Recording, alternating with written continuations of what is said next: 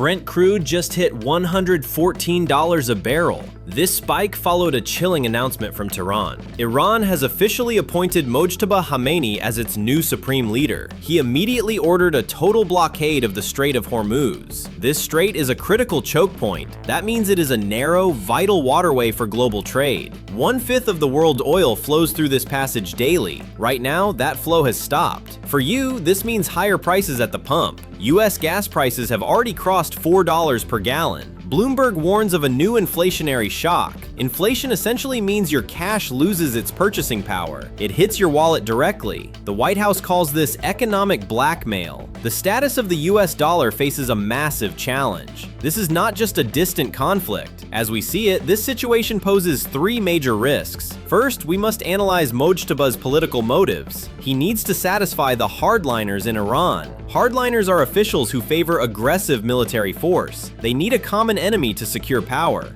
Second, we look at the systemic economic impact. Global supply chains will fracture if this blockade lasts. Finally, we examine the massive roadblocks to a peaceful solution. Trust between Washington and Tehran is currently at zero. Will the US respond with military force or diplomacy? Can the American economy survive this shock? You need to understand the real risks behind the headlines. We are witnessing a major historical turning point. In this video, we're going to explain what's actually happening.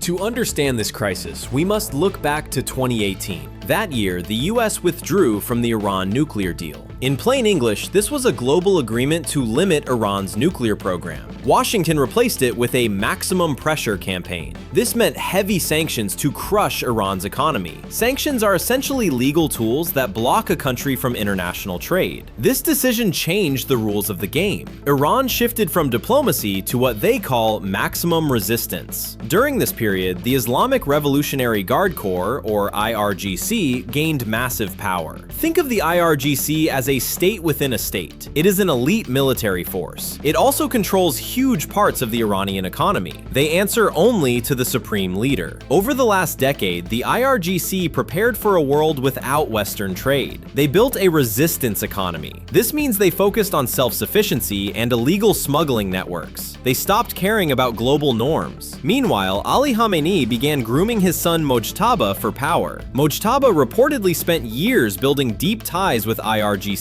generals. He became the gatekeeper to his father. He controlled who could talk to the supreme leader. In plain English, he was the shadow boss of Tehran. He is widely seen as more radical than his father. Apparently, he believes that Western diplomacy is a trap. He prefers using raw leverage. His greatest leverage is the Strait of Hormuz. This is a narrow waterway between the Persian Gulf and the Gulf of Oman. It is a geographical bottleneck. Most of the world's exported oil must pass through this tiny gap. For decades, the US Navy guaranteed freedom of navigation here. This is a fancy term for keeping the sea lanes open for everyone. It kept the global economy stable, but that stability broke with the death of Ali Khamenei. Mojtaba lacks the religious credentials of his predecessor. He needs to prove his strength to the IRGC generals. To do this, he is reportedly weaponizing the global energy supply. He knows that a spike in oil prices hurts American voters. High gas prices create massive political pressure in Washington. This is why a succession battle in Tehran is now hitting your bank account. The old rules are gone. Mojtaba is now writing his own.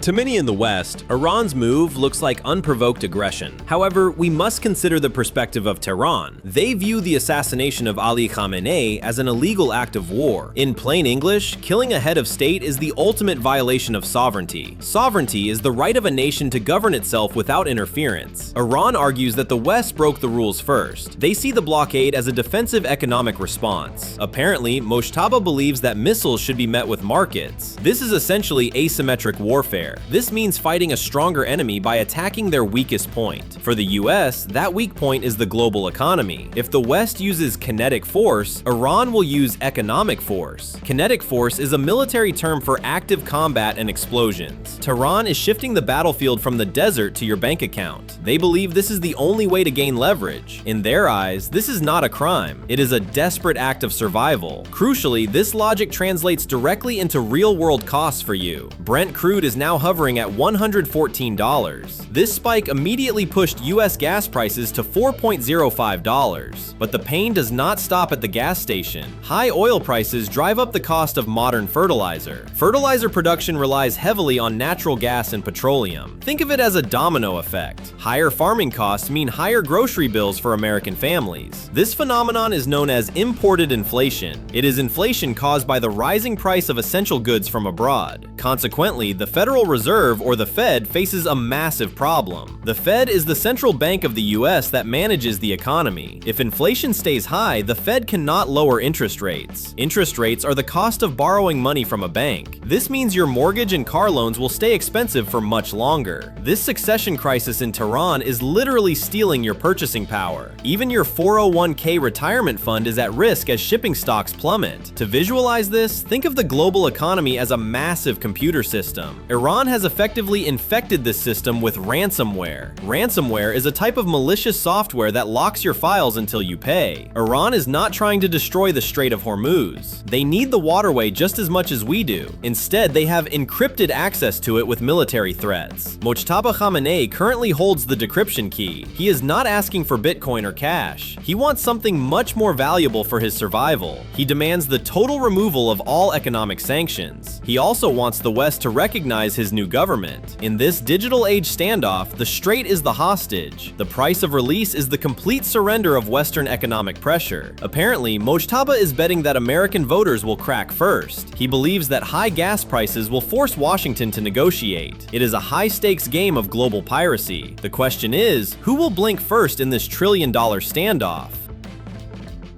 So where does this crisis go next? We see three distinct paths for the coming months. Each one has a different price tag for the American consumer. The first path is the war of attrition. In plain English, attrition means a long period of wearing down your enemy. Iran might not close the strait entirely. Instead, they could continue harassing tankers with drones and small boats. Apparently, Mojtaba wants to keep the world on edge without starting a full war. This creates a gray zone conflict. This is a situation between total peace and total war. In this scenario, oil prices stay high, between $100 and $110. For you, this means sticky inflation. This is inflation that refuses to go down despite high interest rates. Crucially, this creates a massive political headache for the US government during an election year. The second path is the explosion. This is the worst case scenario. If Iran sinks a major vessel, the US Navy will likely intervene. Washington would send aircraft carrier strike groups to break the blockade, or face-to-face military combat. Market analysts warn